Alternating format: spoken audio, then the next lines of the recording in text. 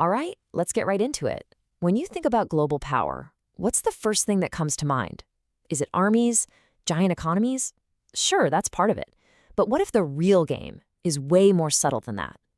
What if winning is less about force and more about winning over hearts and minds? In this explainer, we're going to pull back the curtain on that very playbook. And that brings us to the big question we're tackling here. Is global influence really won through genuine attraction, or is it just domination wearing a friendlier mask? We're going to dive deep into this tension between the velvet glove of persuasion and, well, the hidden fist of force. So let's start with that velvet glove. In the world of international relations, there's a concept for this that was a total game changer. It's called soft power. And put simply, it's all about getting your way without having to fight for it. This definition from political scientist Joseph S. Nye Jr. is absolutely key. He's not talking about military threats or big cash payments. Nope. He says soft power is basically seduction on a global scale. It's when other countries look at your culture, your values, and your policies and think, yeah, I want some of that. They start to want the same things you want, all on their own. See, Nye breaks down power into three main lanes. You've got your old school shticks, military force. And you've got your carrots, things like economic aid or sanctions. But soft power, that's this whole other path. It's getting what you want just because others are genuinely drawn to who you are and what you stand for. And here's a perfect example of it in the wild. This wasn't a government summit or some big trade negotiation. The British Museum just put on an art exhibition in Japan. And get this, 1.3 million people showed up, voluntarily. That right there is how you build goodwill. It's called cultural diplomacy, and it's a masterclass in the soft power playbook. But, and there's always a but, right? It's not always that simple and clean, because there's a really powerful counter-argument out there that says that velvet glove, it rarely works without the backing of a hidden fist. Which really makes you wonder, doesn't it? Is getting what you want really as simple as just being cool and attractive? Or is there something else going on under the surface, something a lot more forceful? This quote from journalist Thomas Friedman it nails it.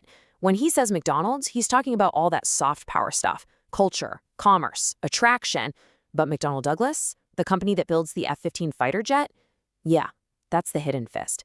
His point is that you can't really have one without the other. So what does that economic fist look like in raw numbers? Well, back in 1999, at the height of American global influence, it looked like this, 244. That's how many U.S. companies were in the world's top 500. That's more than all of Europe combined. This isn't just a statistic, folks. That is serious world-shaping leverage. And look, this whole dynamic isn't new, not by a long shot. This timeline shows that globalization has always moved in these big cycles, and it's usually driven by whoever is the top dog at the time. From colonial empires to today's interconnected markets, the pattern is pretty clear. Economic power projects itself outward. History just keeps rhyming. So this leads us to a deeper, maybe even more unsettling idea. What if culture isn't just a happy accident of being powerful? What if it's actually the blueprint? A tool used to methodically reshape the world in your own image. And this is where the debate gets really heated. On one side, you have cultural diplomacy, this idea of a friendly, mutual exchange. Sounds nice, right? But on the other side, you have cultural imperialism. This view argues it's a one-way street, where media and values from a few dominant countries just steamroll local cultures. It reframes soft power not as diplomacy, but as a new form of colonialism, one that conquers minds instead of land. The Kenyan author Ngugi wa Thiong'o argues this goes right down to the very words we speak. Think about it. Language isn't just a tool for communication. It's the vessel that carries an entire culture's values and history. It literally shapes how you see yourself and your place in the universe. So when you impose a language on a people, you're doing way more than just changing how they talk. You're messing with how they think. Okay, so let's shift gears for a second.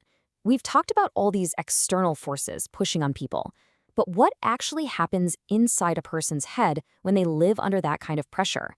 This is the deep psychological part of the playbook. Here's a really chilling thought from the psychiatrist and philosopher Frantz Fanon. He said that the most effective form of control is when the oppressed person starts to see the world and themselves through the eyes of their oppressor.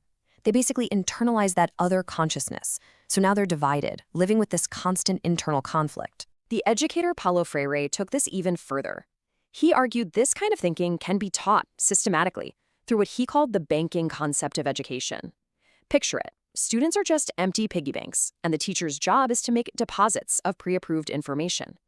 This system isn't designed to create innovators or critical thinkers. It's designed to create people who quietly adopt to the world as it is, not people who challenge it. It's a tool for domestication.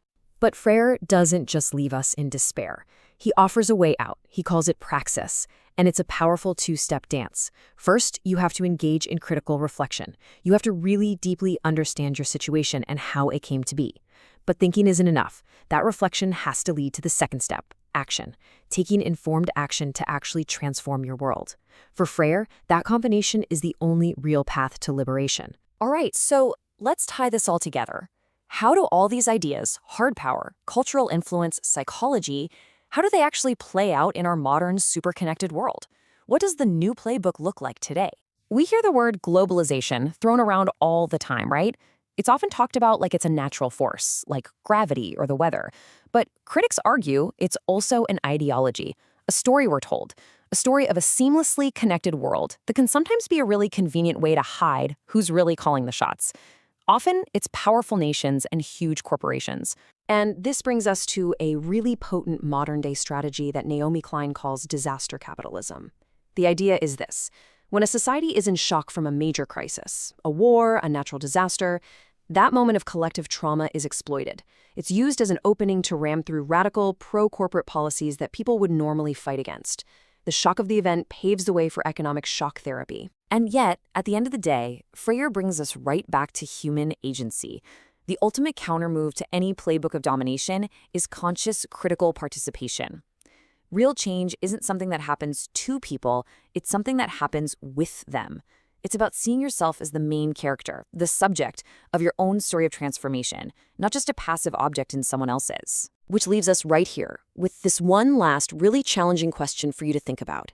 As you navigate this world, swimming in global media, finance, and culture, how do you tell the difference? When you're watching a movie, buying a product, or embracing a new idea, where does the velvet glove end and the hidden fist begin?